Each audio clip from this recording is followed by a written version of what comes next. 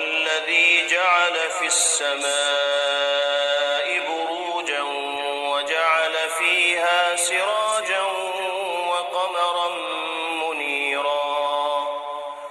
وهو الذي جعل الليل والنهار خلفة لمن أراد أن يذكر أو أراد شكورا وعباد الرحمن الذين يمشون على الأرض هونا وإذا خاطبهم الجاهلون قالوا سلاما والذين يبيتون لربهم سجدا وقياما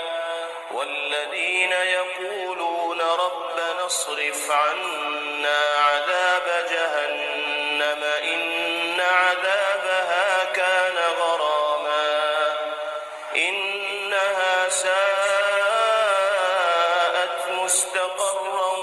ومقاما والذين إذا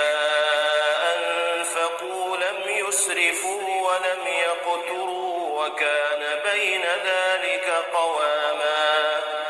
والذين لا يدعون مع الله إلها آخر ولا يقتلون النفس التي حرم الله إلا بالحق ولا يزنون ومن يفعل ذلك يلقى أثاما يضاعف له العذاب يوم القيامة ويخلد فيه مهانا إلا من تاب وآمن وعمل عملا صالحا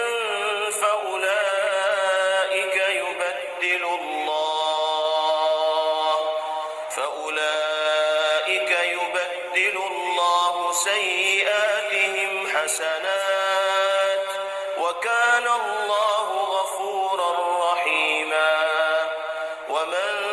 تاب وعمل صالحا